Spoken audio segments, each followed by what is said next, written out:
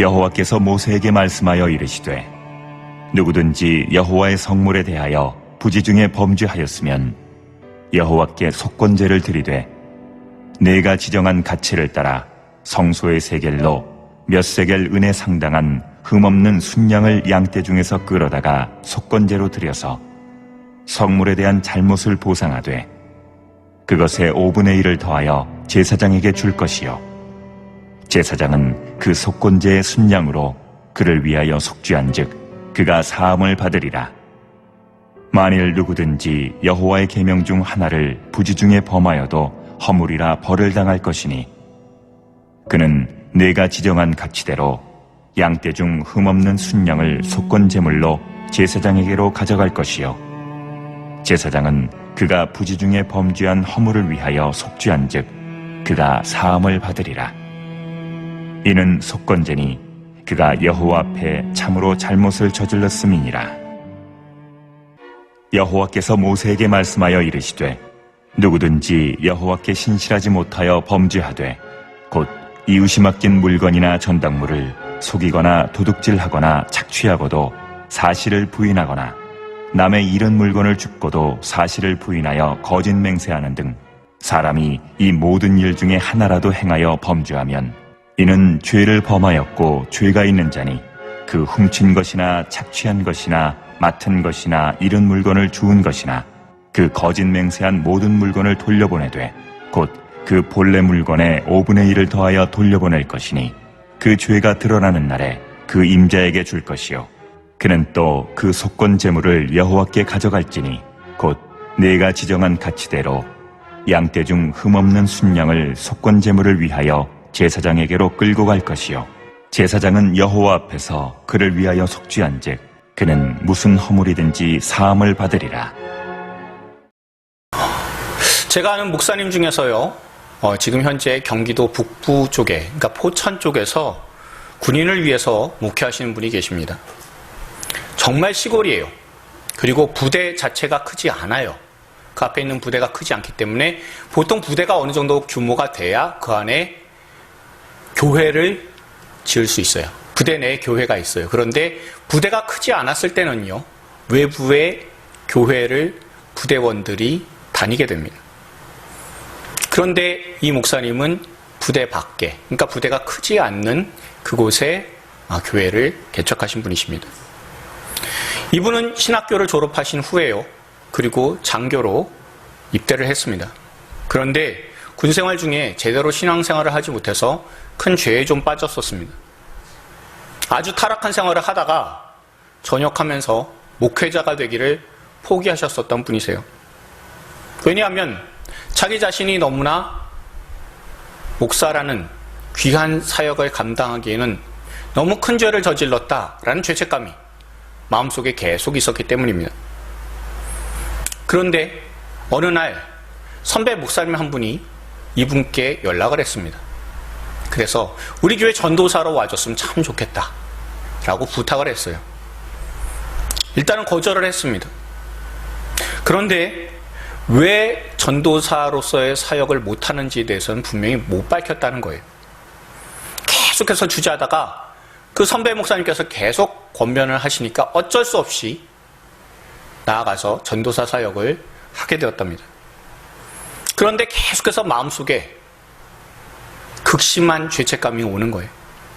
그리고 기도해도 떨쳐버리기가 힘들었었다는 겁니다.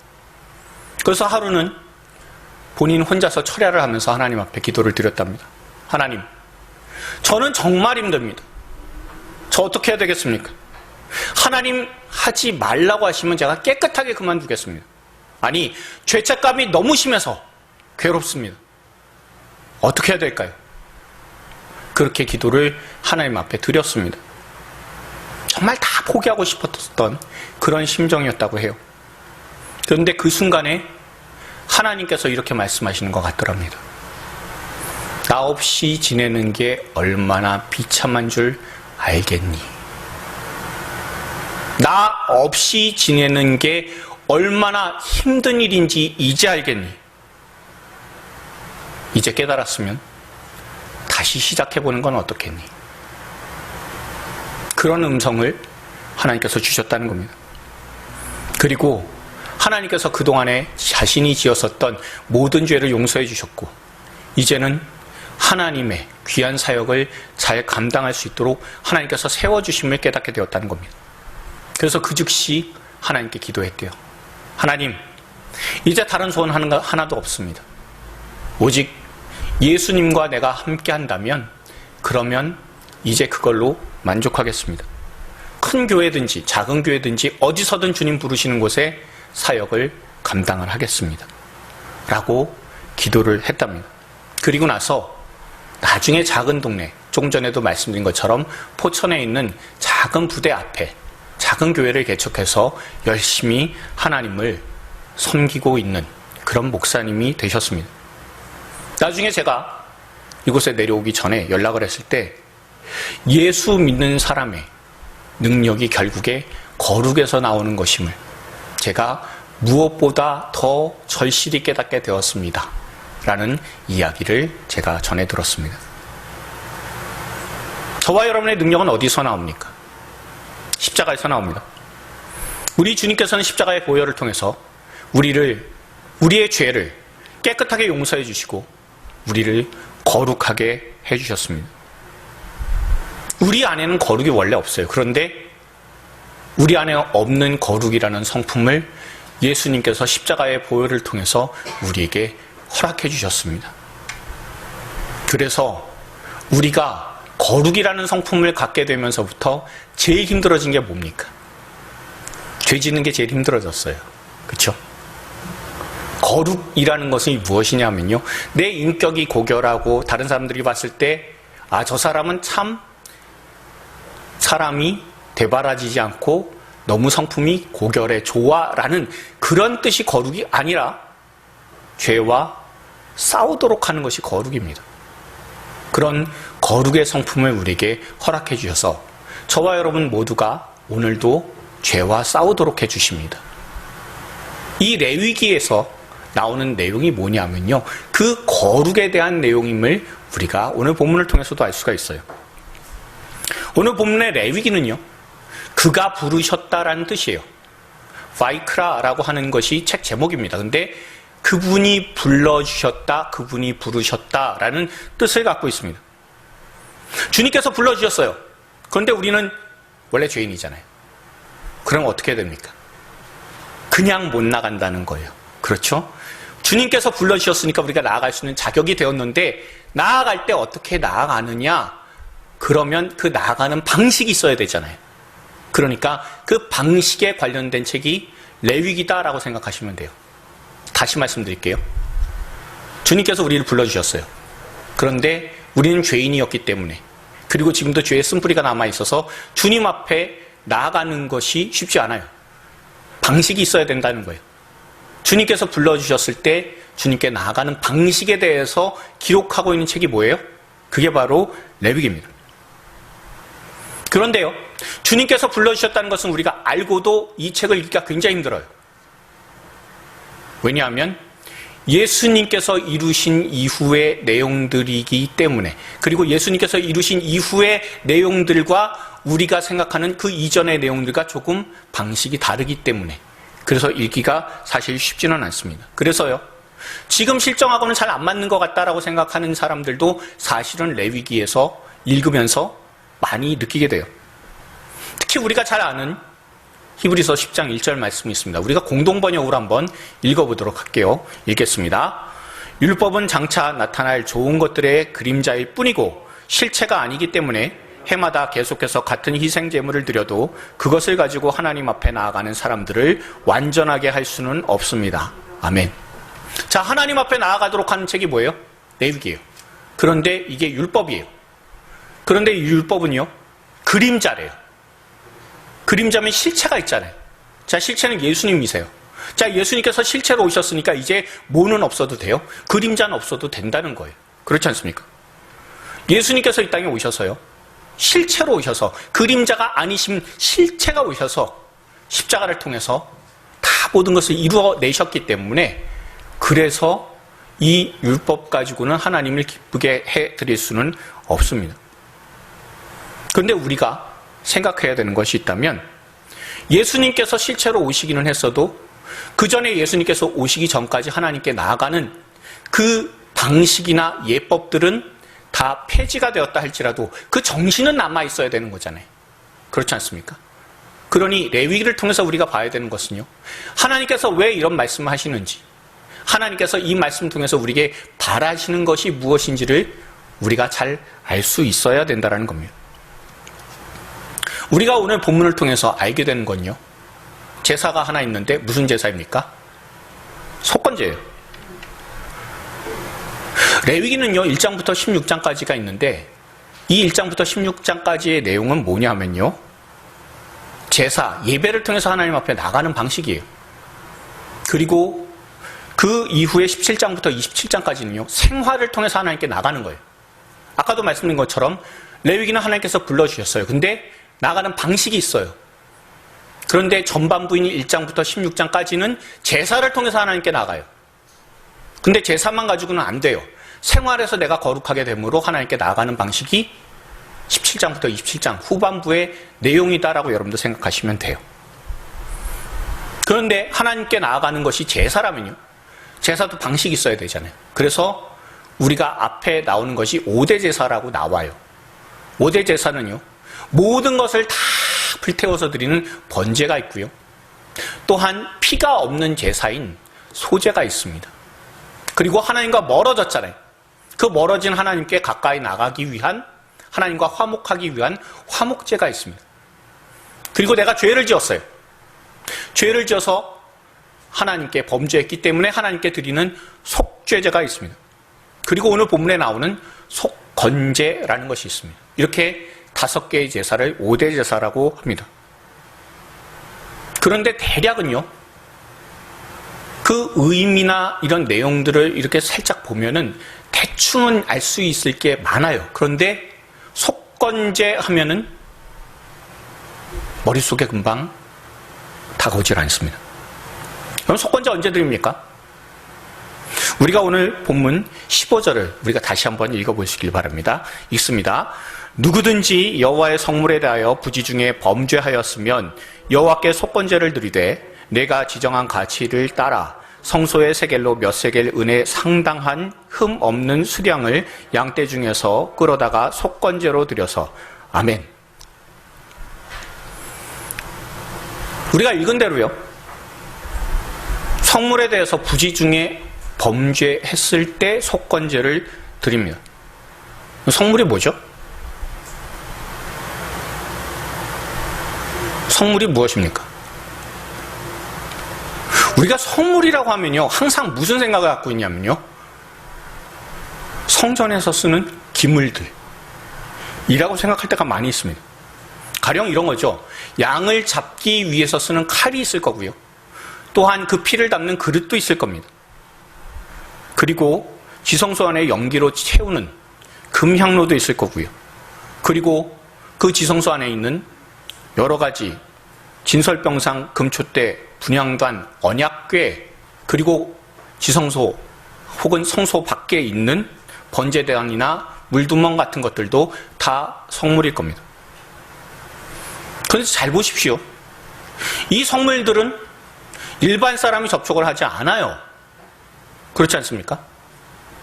제사장하고 레위인, 대제사장, 이런 특별한 종교인들만 접촉을 해요. 근데 문제는요, 여러분들 보시는 것처럼 5장 15절에 뭐라고 되어 있습니까? 맨 앞에 누구든지예요.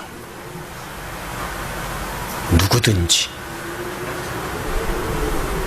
제사장, 레위인 이런 특별한 사람들 말고 누구든지라고 되어 있어요. 그러니까 레위인, 제사장, 대제사장 포함해서 모든 이스라엘 사람들을 다 포함한다는 누구든지예요. 그런데 이런 사람들이 성물을 만질 리는 없잖아요. 그런데 속건제가 있어요. 그러니까 우리가 이 15절에 대해서 다시 한번 세 번역으로 좀 읽어볼 필요가 있다라는 겁니다. 우리가 한번 15절을 세 번역으로 한번 읽어볼게요. 읽습니다. 누구든지 주에게 거룩한 제물을 바치는데 어느 하나라도 성실하지 못하여 실수로 죄를 저지르면 그는 주에게 바칠 속건 제물로 가축대에서 흠없는 수양 한 마리를 가져와야 한다. 성소의 세겔 표준에 따르면 속건 제물의 값이 은 몇 세겔이 되는지는 네가 정하여 주어라. 아멘. 이 속건제에 있어서 기본적인 제물은 무엇입니까? 흠없는 수량이에요. 그리고 얼마를 드려야 되느냐라는 것이 있으면요, 어떻게 하래요? 모세가 정해 줘야 된다라는 겁니다.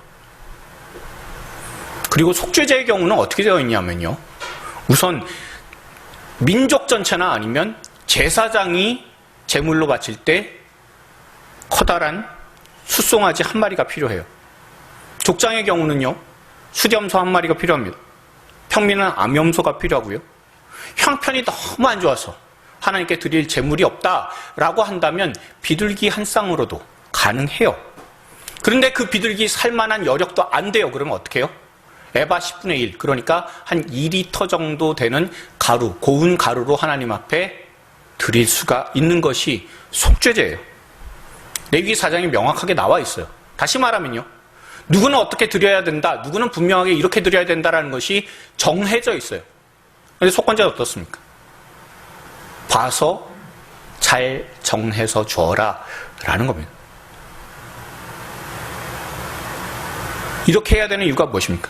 공정한 판단을 거쳐야 할 정도로 상황이 다양하다는 것을 의미를 해요. 그렇죠? 상황 모두 하나하나가 다 다를 수도 있다는 거예요. 그러니까 일일이 정해줘야 되는 상황이 발생을 한다는 겁니다. 그나마 세 번역을 통해서 알게 되는 것은요, 성물이라는 것이 무엇입니까? 우리가 성전에 나와서 혹은 교회 안에 있는 이런 기물들이 아니라 우리가 하나님 앞에 드리는 예물, 헌금, 그리고 또한 우리가 하나님 앞에 봉사하는 헌신, 이 모든 것들이 그 안에 다 포함이 되어 있다라는 것을 알게 됩니다. 그러니까 누구든지라는 말이 가능해요. 그리고 이 속건제의 경우는요, 하나님께 드리는 제물에 대해서만 가능한 것이 아니라 그렇게 드려야만 되는 것만이 아니라 또 있어요. 여러분 6장 2절과 3절을 통해서 우리가 알게 되는데요, 조금 뜻을 명확하기 위해서 우리가 세 번역을 가지고 한번 읽어보도록 하겠습니다. 레위기서 6장 2절과 3절을 레위기로 읽습니다.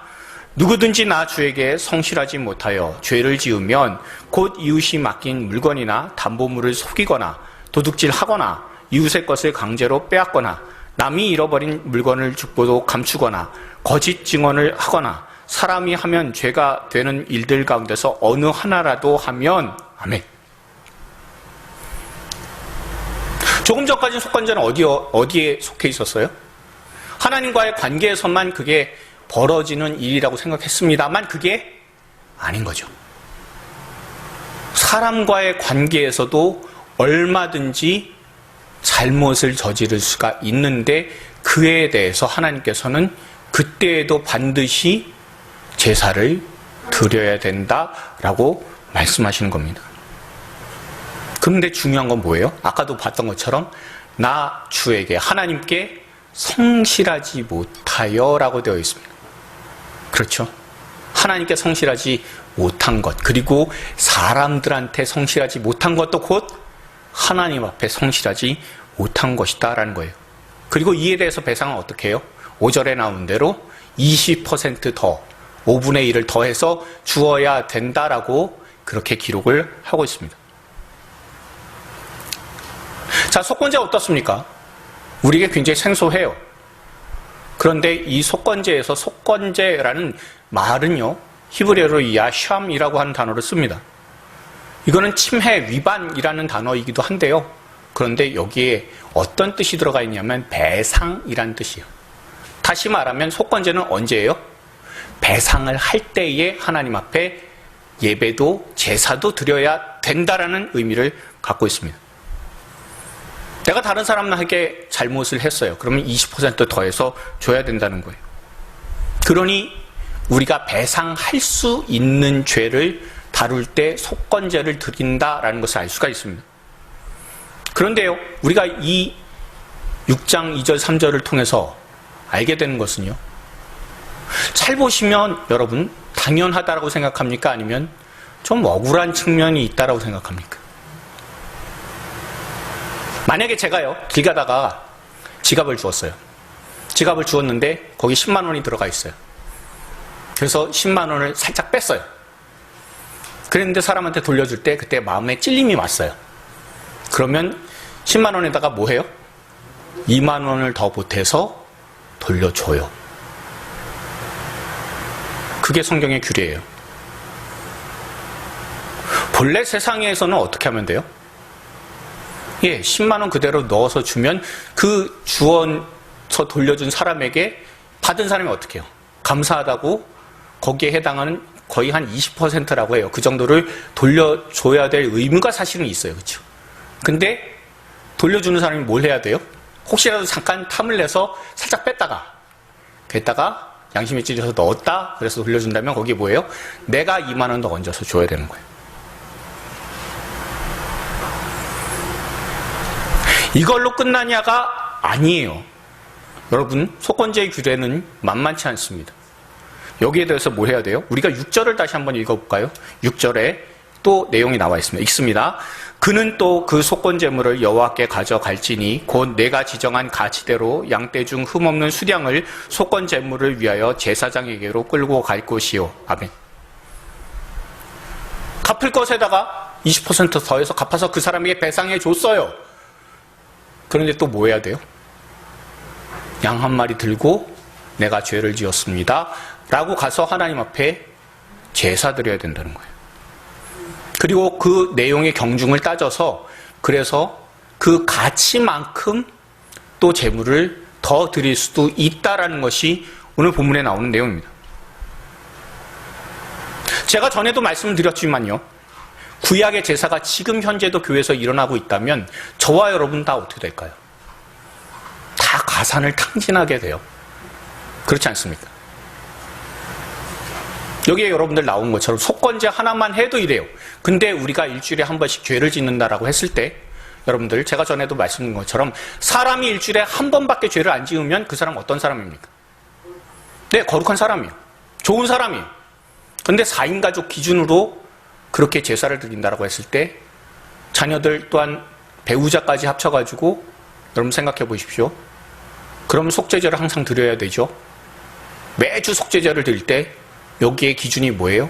양이라고 생각을 하시면 돼요. 양 한 마리 얼마예요? 우리나라 돈으로 대략 한 50만 원 한다고 말씀을 드렸어요. 그쵸? 50만 원 정도 해요. 한 마리는. 그러면 한 주에 재물값만 얼마 나가요? 4인 가족 기준으로 200만 원이 나가면. 한 달이면 800만 원에서 1000만 원이 나가는 판이에요. 이게 속죄제일 때만 그래요. 자, 속건제까지 합쳐가지고 하면 어떻게 될까요? 어마어마한 양의 금액이 제사로 드려지게 된다는 겁니다. 그것도요, 여러분들, 그냥 있는 게 아니라 나 죄 안 지었어 라고 이렇게 버티고 있는데 5장 15절 보시면 부지중해라고 되어 있어요. 내가 깨닫지도 못하는 사이에 죄 지었는데 누가 와가지고 너 그거 죄였어 라고 얘기를 하면 어떡해요? 반드시 죄를 속하는 속죄제를 드려야 되는 상황이 발생을 하게 되는 겁니다. 특히 16절에 나오는 성물이요, 성전에서 사용하는 기물이 아니라 우리가 하나님 앞에 예배를 드리고 제물을 드리고 주님 앞에 나아갈 때 그때에 떳떳지 못한 그런 예물이 있다고 한다면, 아니 내가 떳떳하게 수익을 얻어서 그것을 하나님께 드리는 것이 아닌 경우가 된다면, 그러면 반드시 목회자하고 상의를 하고 그리고 거기에 드리려고 했었던 금액의 20%를 더해서 하나님 앞에 드리게 된다는 겁니다. 그렇게 되면요, 너무나 가게에 큰 부담이 돼서 여러분이나 저 중에 한 사람도 남지 않고 교회를 떠날 가능성이 높아요. 그렇지 않습니까? 아니면 정말 거룩하게 살 수밖에 없게끔 하나님께서 만들어 가실 수도 있으실 겁니다. 이렇게 되었을 때 어떻게 돼요? 교회는 점점 더 부유해지는 것 같은데, 그런데 교인들은 점점 더 가난해지고 개인 회생 신청을 해야 되는 상황도 발생할 수가 있게 되는 겁니다. 그런데 하나님께서는요, 우리 믿는 성도들한테 이렇게 무거운 짐을 지워주시고자 속건제 규정을 마련하시지는 않으셨을 거예요. 우리가 5대 제사를 통해서 알게 되는 것은 하나가 있다면 무엇입니까? 우리가 하나님 앞에 거룩하신 하나님께 가까이 나아가는 방법이 제사라고 말씀을 드렸습니다.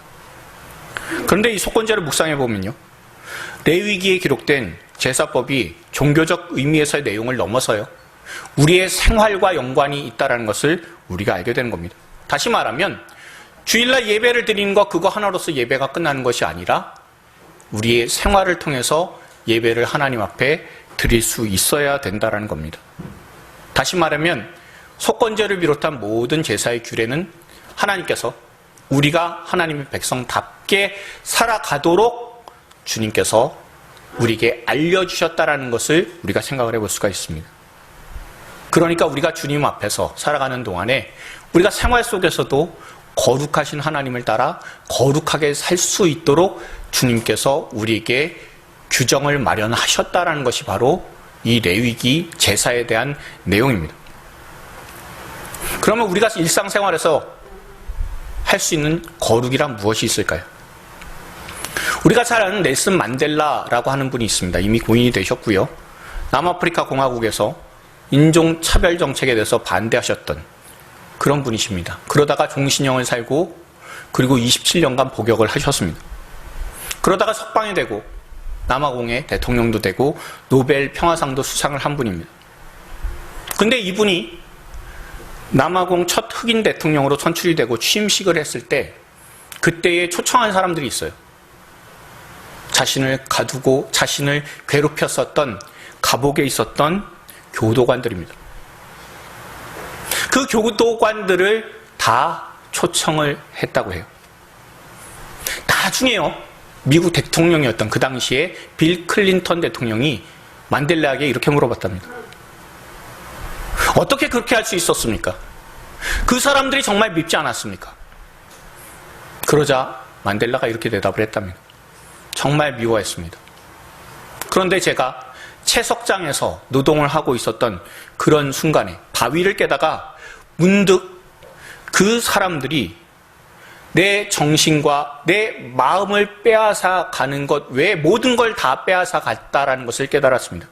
그래서 이제부터는 내 정신과 내 마음만큼은 뺏기지 않기로 다짐했습니다. 그러자 클린턴 대통령이 다시 물었답니다. 감옥에 있을 때는 그렇다 치더라도 감옥에서 나와서는 그 사람들 생각하면, 그 교도관들을 생각하면 정말 화가 나지 않았습니까? 그러자 만델라가 이렇게 대답했습니다. 맞습니다. 하지만 다시 생각했습니다. 이 사람들은 27년 동안이나 감옥에 나를 가뒀는데 그들을 계속해서 내가 미워하고 그들을 계속해서 증오한다면 나는 아직도 감옥에 갇혀있는 것 아닙니까? 그러니 나는 자유롭고 싶었습니다. 그래서 증오하는 것을, 미워하는 것을 그만두기로 했습니다. 그리고 말을 이어나갔어요. 저는 그 증오를 털어내기 위해서 긴 감옥 생활 중에 하나님께 감사했습니다. 하늘 보면서도 감사하고, 땅을 보면서도 감사하고, 물을 마시면서도 감사하고, 먹을 때도 감사하고, 강제 노역을 할 때도 감사했습니다. 라고요. 여러분 어떻습니까? 이것이 우리가 일상생활에서 할 수 있는 거룩이 아닐까요? 우리는 구약의 제사를 보면서요, 늘 생각해요. 왜 이렇게 까다로워? 왜 이렇게 힘들어? 율법 지키는 게 왜 이렇게 어려워? 라고 생각을 합니다. 그리고 넬슨 만델라의 이야기를 통해서 진정한 의미의 거룩을 깨닫기도 하지만 이것이 27년 동안 일어났었던 모든 핍박과 그런 강제 노역을 통해서 일어난 일이다라는 걸 생각하면 그 거룩이라는 대가가 얼마나 큰 건지도 우리가 알 수가 있어요. 그렇게 생각하다 보면요, 우리는 이런 생각도 해요. 거룩하려고 해도 적당히 해야 되겠다라고. 그런데 이 속건제를 드리는, 어떻게 보면 굉장히 짐 같잖아요. 거추장스럽잖아요. 그런데 이 속건제를 드리는 사람들에게 있어서 가장 큰 혜택이 무엇인지 잘 보십시오. 3번이나 나와요. 5장 16절과 18절 그리고 6장 7절에 나옵니다. 무엇입니까? 무슨 죄를 범하였든지 사함을, 용서함을 받는다는 거예요. 그러면요, 우리 이렇게 생각할 수 있어요. 아, 내가 제물을 드렸기 때문에 하나님께서 용서해 주시는구나. 내가 예배를 드렸기 때문에 하나님께서 용서해 주시는구나. 라고 우리가 생각할 수 있어요. 그런데 전혀 그렇지 않다는 것을 우리가 요한복음 8장에 나오는 간음한 여인을 통해서 알 수가 있게 돼요. 간음하다가 잡힌 여인이 있어요. 바리새인과 서기관에 의해서 예수님께 끌려왔습니다. 죽여야 할까요? 살려야 할까요? 라고 사람들이 물으면서 위협합니다. 그런데 그 사람들이 다 돌아갔어요. 그리고 나서 예수님께서 이 여인에게 하시는 말씀이 무엇입니까? 요한복음 8장 11절 말씀 우리가 같이 한번 읽어보겠습니다. 읽습니다. 대답하되 주여 없나이다. 예수께서 이르시되 나도 너를 정죄하지 아니하노니 가서 다시는 죄를 범하지 말라 하시니라. 아멘. 여러분 잘 보세요. 이 여인이 용서해달라고 하나님 앞에 우리 주님께 빌었습니까? 아니요, 그렇지 않아요. 그런 거 없어요. 그저 마음속으로는요, 나는 이 자리에서 죽고 싶지는 않다고, 난 살았으면 좋겠다라고 그렇게 생각을 했을 겁니다. 그런데 주님은 뭐라고 물으십니까? 너를 고발하는 자들이 어디 있는지 보라라는 거예요. 여러분, 이 말씀 뜻은 무엇입니까?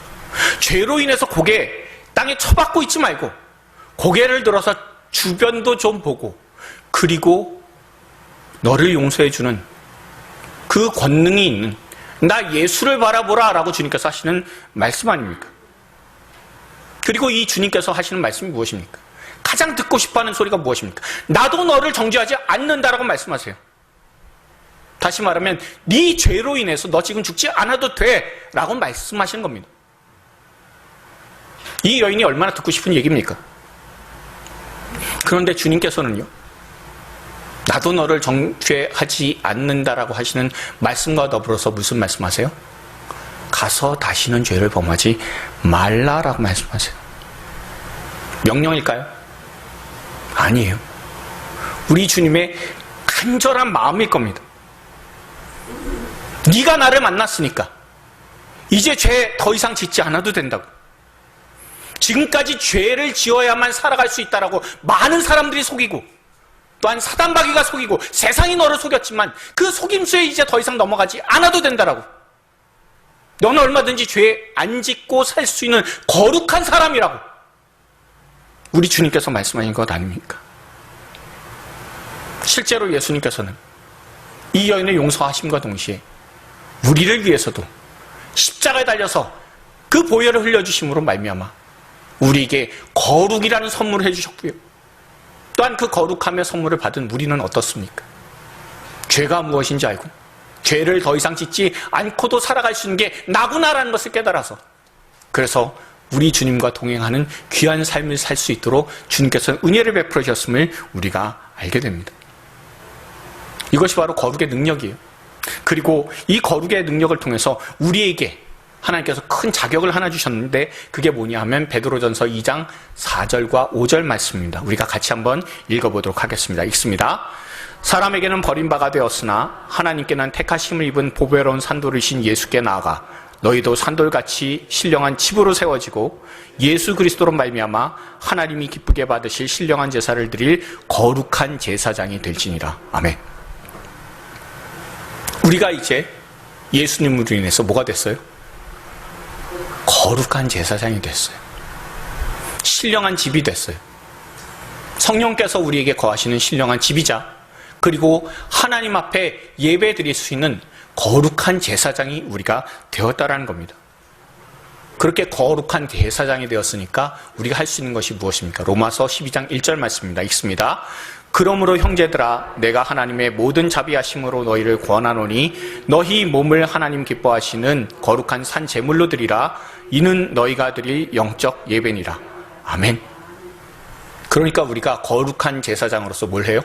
우리 몸을 산 제물로 하나님께 드림으로 말미암아, 그래서 우리가 거룩한 사람으로서 생활을 할 수 있도록 주님께서 십자가를 통해 보혈을 흘려주셨으니 우리도 그 뒤를 따라서 거룩한 제사장답게 살아갈 수 있도록 주님께서 인도해 주신다라는 겁니다. 그러니 저와 여러분이 오늘 드리고 있는 이 예배를 통해서요, 또한 우리가 생활에서 드리는 예배를 통해서 우리가 주님 앞에 거룩을 향해서 나아가는 저와 여러분들이 다 될 수 있길 바랍니다. 그래서 우리에게 나타난 가장 큰 능력이, 십자가의 보혈을 통해서 나타난 가장 큰 능력이 바로 거룩임을 우리가 기억하고 우리의 삶의 목적과 우리의 삶의 목표가 행복과 내 만족이 아니라 거룩을 향해서 나아가는 저와 여러분들이 다 될 수 있길 바랍니다. 말씀을 맺습니다. 속건제를 통해서요, 우리 주님께서는 우리에게 자신의 마음을 쏟아놓으셨어요. 우리가 거룩한 존재라고. 거룩한 존재이니까, 그러니까 거기에 조금이라도 흠집이 나는 것 자체를 하나님께서 원하지 않으세요. 그러니 조금이라도 흠집 나면 거기에 20% 더 보상해서라도 네가 그만큼 귀한 존재라고. 그래서 너가 그렇게 귀하기 때문에 내가 너를 위해서 십자가 달려서 내 목숨 주었더라고. 주님께서는 이 속건제를 통해서, 십자가를 통해서 우리에게 말씀하시는 겁니다.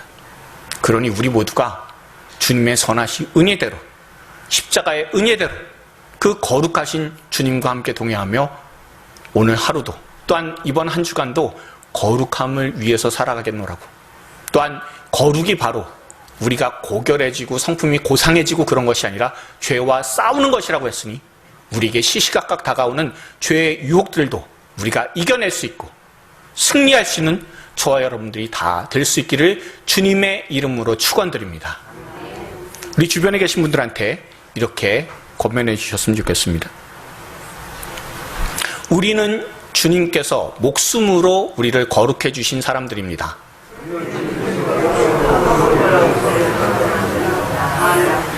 자, 한 번만 더요. 그러니 우리의 목표는 행복이 아니라 만족이 아니라 거룩입니다.